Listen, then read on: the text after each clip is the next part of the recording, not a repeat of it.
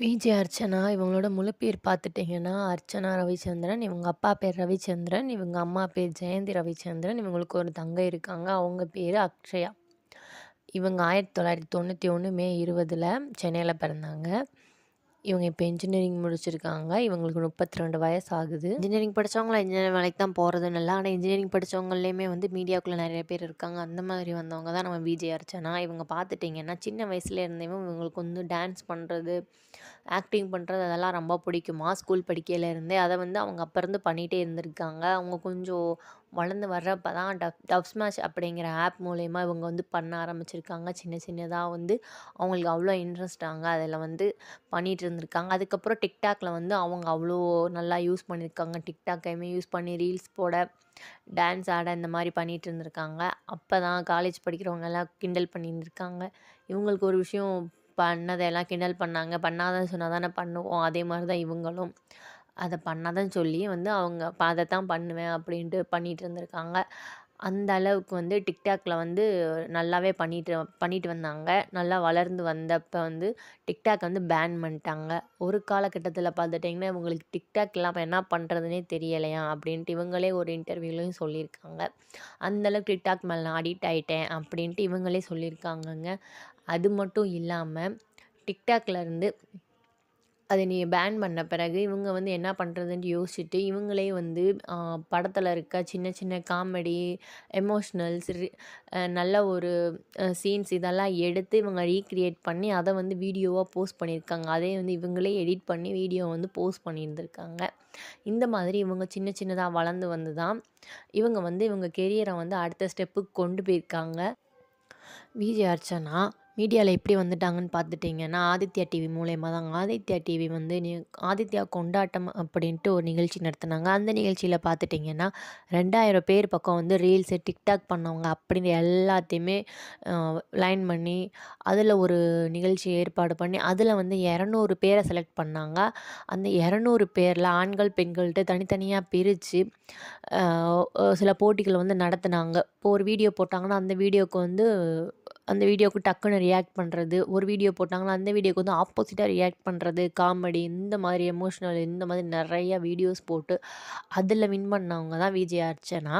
அதில் வின் பண்ணது மட்டும் இல்லாமல் அதில் வின் பண்ணவங்க வந்து இதில் ஜென்ஸ் வின் பண்ணால் கிங் ஆஃப் டிஜிட்டல் மீடியா அப்படின்ட்டும், லேடிஸ் வின் பண்ணால் குவீன் ஆஃப் டிஜிட்டல் மீடியா அப்படின்ட்டு இவங்க வந்து அவார்ட் கொடுத்தாங்க. அப்படின்ட்டு நேம் போஸ்ட்டும் கொடுத்தாங்க. இந்த இதில் வின் பண்ணவங்க தாங்க VJ Archana.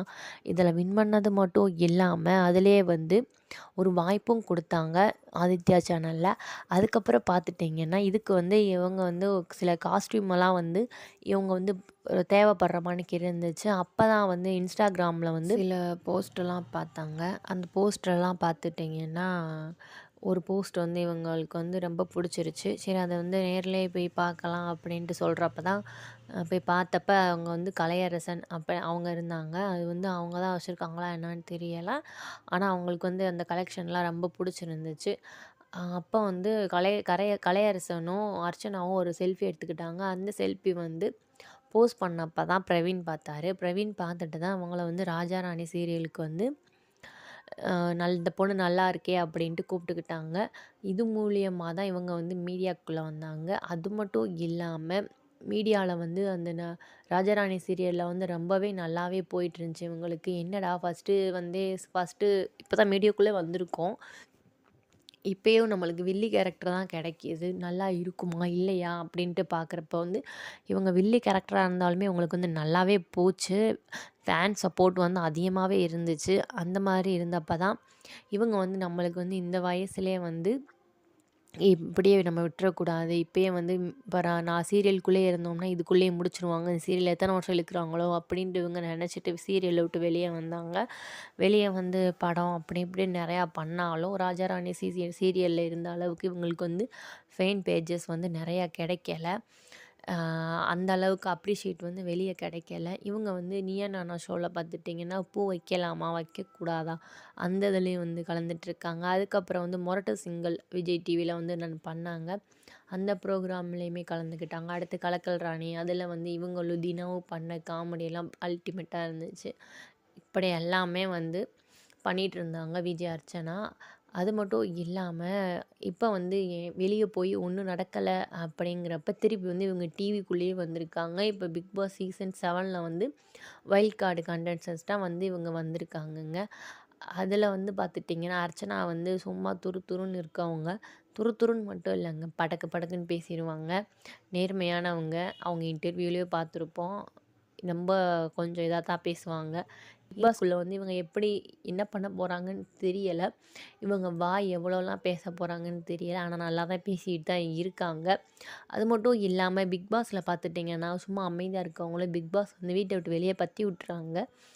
Big Boss season 7 என்ன நெனச்சிட்டு இருக்காங்க, இதெல்லாம் சண்ட போடணும்னு நெனைக்கிறாங்க போல. அதனாலேயே வந்து சண்ட போடுறவங்க, கொஞ்சம் ரகடா இருக்கவங்க, இந்த மாரி இருக்கவங்கள மட்டும் தாங்க உள்ள வச்சுட்ருக்காங்க.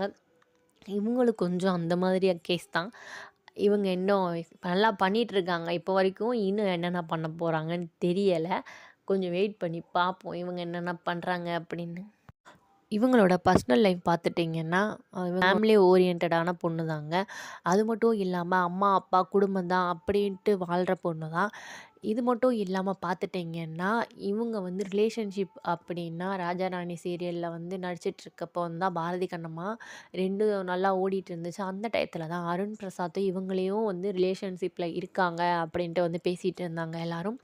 அப்போ வந்து நெறையா வந்து சமூக வலைதளங்கள்ல வந்து வதந்தி பரவிட்டு தாங்க இருந்துச்சு. ஆனா வந்து இவங்க வந்து சீரியல விட்டு வெளிய வந்ததுக்கப்புறம் 2 பேரும் மீட் பண்ணதா அந்த மாதிரி எந்த நியூஸுமே வந்ததில்ல.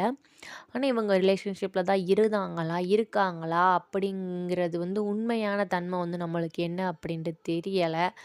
ஆனா எல்லா சமூக வலைதளங்கள்ல அப்படிதான் பரவிட்டு இருந்துச்சு. இப்போ வந்து பிக் பாஸ்குள்ள போயிருக்காங்க. இவங்களோட கெரியர் பிக் பாஸ் வந்து எந்த அளவுக்கு மாத்துது அப்படிங்கிறது வந்து தெரியல.